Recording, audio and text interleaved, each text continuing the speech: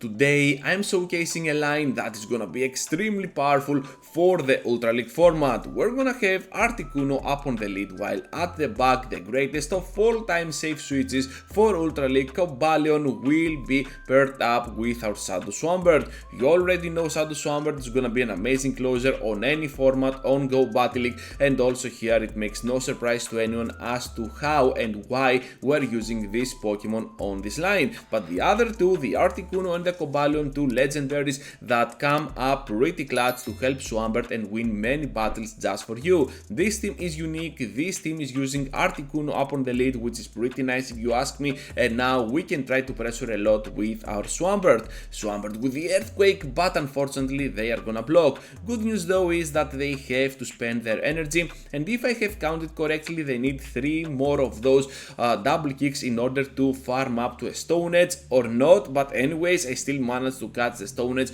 on my Cobalion, and now they have the Swampert of their own coming in pretty clutch up against my Cobalion. Doesn't matter though, because we can still pressure for the second sword, but still I made a horrible mistake here and get a little bit too greedy with the overfarm, and now it's all up to the Articuno. Things aren't looking that great because they still have a Pokemon hidden at the back, which is gonna be the Pidgeot, but hopefully after this Icy Wind we can still survive one Brave Bird. Let's see how this is gonna fold, because even with a debuff this Brave Bird is gonna connect for big damage on the Articuno, just barely able to survive with enough HP in order to be a threatening option for them.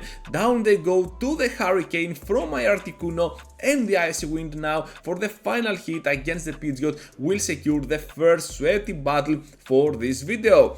Into the next one, trainers, with a Walrein, which happens to be a goal breaker obviously for our line. We also do not have that Ancient Power, but of course you can always use it if you feel like you have to, but I think that Hurricane is gonna be a much better option, and you saw before that if we had something like an Ancient Power on our Articuno we would definitely lose this battle. So a very bad lead, to be honest, the worst that you can get with this team, and on the Switch we're met up with an even worse switch because we have nothing to throw here, but at least we can pressure with our Articuno and the Swampert to finish off that Dragonite. I know that with Walrein into play perhaps we have no other way to play around this Walrein, so I'm just gonna let that Articuno go down, and of course since I'm seeing that Walrein returning into the battle I will bring into play as soon as possible my Cobalion. It all depends now on what they have at the back, and good news for me, they have a Shadow Drapion. We can resist pretty much anything they throw, and Aqua Tail will not be that much of a big deal for us. So Crunch here will debuff our defense, which is pretty bad if you ask me. We do not like that at all, because with enough debuffs perhaps we are gonna go down to a simple Icicle Spear. Now we can reach to the Sacred Sword to try and finish off Drapion. Down they go. We have a lot of energy to spare here, so if they have double Icicle Spear already, well, we might be in trouble. However, we can reach now to the first Sacred Sword. It's now a race to the next charge attack, and we can definitely beat them down. Even with a debuff on our defense we can still finish off this Walrein, and this is gonna be a fantastic game once again. Into the next one now with a Galarian Stunfisk up on the lead. We have to get out of there as soon as possible, because only our backline can take care of this Pokemon. On the Switch we're bet up with a Scrafty, which is pretty weird if you ask me, but perhaps they saw the Steel typing and they thought, okay, my Scrafty is a fighting type, so we can definitely finish them off with this.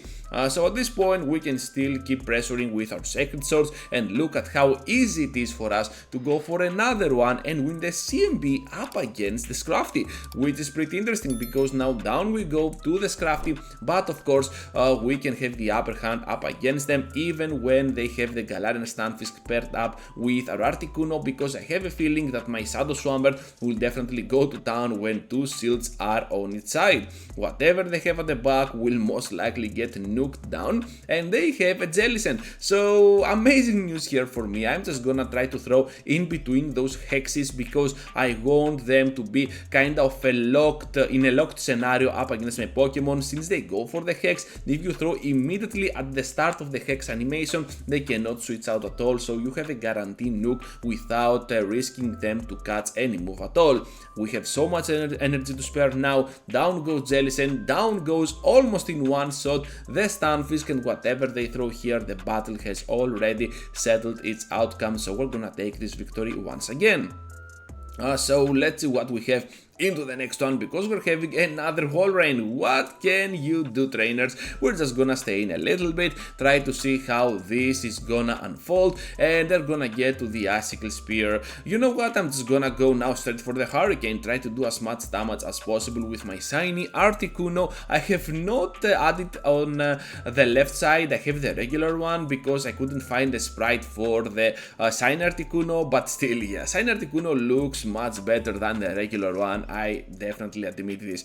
So they will try to catch one move on the Giratina, and I have a very nice plan around it with my Cobalion, because Cobalion will not be the best Pokemon overall against Giratina, but still I wanted to keep that energy hidden for the end game. I know this is gonna be still kinda problematic for me, but I want to preserve my Swampert for the final moments of this battle. Of course, I know that going in with the Cobalion might be kinda bad for me, since now I do not have a clear answer to that Walrein, which is still alive and well, and they have 2 Shield to flex. So yeah, there goes that. Anyways, I'm just gonna go in now with the Swampert, trying to completely farm down here and get out of this battle with a lot of energy. So Dragon Claw will definitely do a lot of work up against my Swampert, and the next Dragon Claw will put us at a difficult position, so I have to shield, and now we're down to shields while they have to, and at the back there is gonna be the Charizard. They have done already 2 of those wing attacks, and I will try to go ahead and pressure now with my Hurricane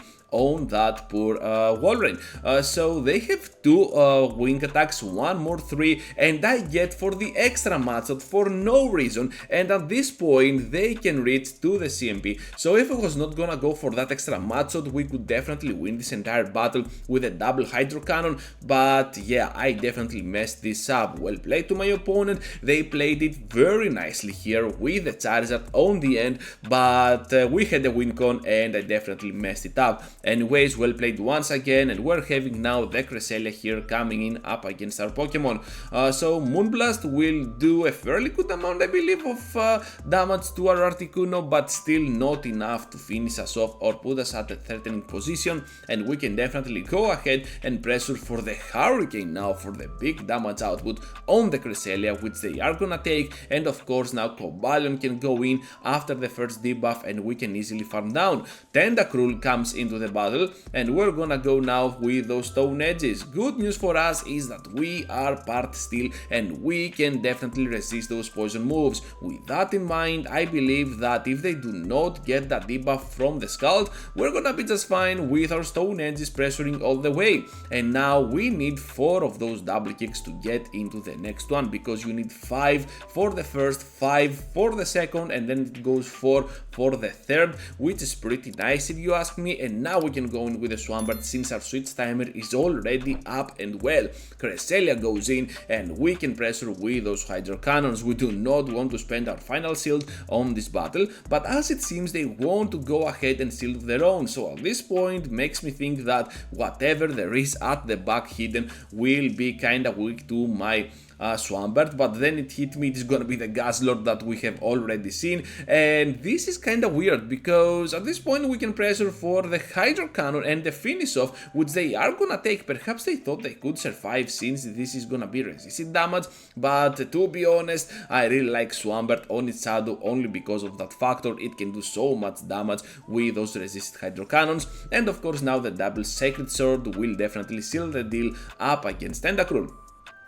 So now we're having kind of a weird lead against this Nidoqueen, and I'm saying weird because after one debuff they can do so much damage with those poison jabs and we might be in deep trouble. However, they want to go ahead and switch out to the Scrafty. Amazing catch on the Ice Wind, but still I believe that one Sacred Sword here will do more than enough to finish them off. And with Cobalion, my Cobalion out of the way, the other 2 Pokemon that I have can still manage that Nidoqueen threat, so it all depends once again on what they have at the back. Secret Sword here will take 2 shields out of play, which is pretty crazy, and now we can still pressure for that next one. But can we do it? No, we cannot. They're gonna switch out to the Nidoqueen, clearing those debuffs, but of course they took back those buffs up since they had those power up punches. Anyways, Poison Fang now will most likely finish us off. No, it will not. We can still survive with 1 HP and the Dream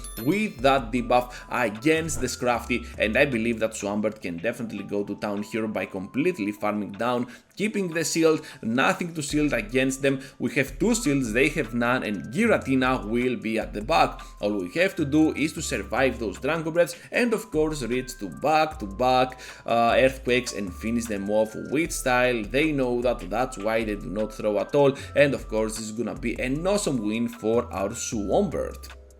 We're heading now Swampert into the final one, and since we had a great time up on the ending part of the previous battle, let's see how well they can do here with their own Shadow Swampert, because Hydro Cannon needs to be blocked. If I was gonna encounter a regular Swampert, I would go ahead and let that first one go through, because they always need 3 of those Hydro Cannons to finish us off. But when they have a Shadow Swampert, I always tend to block the first one on my Articuno, because the Shadow Swampert is definitely gonna put us on a difficult situation with those back-to-back Hydro Cannons. They need 2 instead of 3 to finish us off, and by blocking the first one I can guarantee that the second one will be a debuffed one and we can have the upper hand. Anyways, as long as we can handle this threat, we can finish off with this, the Snorlax with our Cobalion, without spending the final shield, keeping it for the end game. At the back they have the Charizard, but of course they also have a Shadow Swampert of their own. My Swampert here will definitely do a lot of solid work up against them,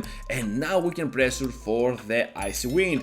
Final shield is gonna go down, and I know that I can easily take those Hydro Cannons now with my Articuno. I will try to completely farm down, gonna be honest with you, because even after this Hydro Cannon we can do a lot of solid work, and even if they finish us off right here, we have 1 shield and 1 Swampert, which can absolutely get some energy, pretty crucial. They know that, and that is gonna be a great ending to this video. Thank you for watching, trainers, and for staying till the end. I hope you enjoyed and appreciated my content today, because this team is super good for you to use on the Ultra League level. So yeah, feel free to subscribe to my channel or even join as a member if you want to support even more my content. With that said, I have 2 videos for you to check out, so feel free to do so, and I will see you all into the next one.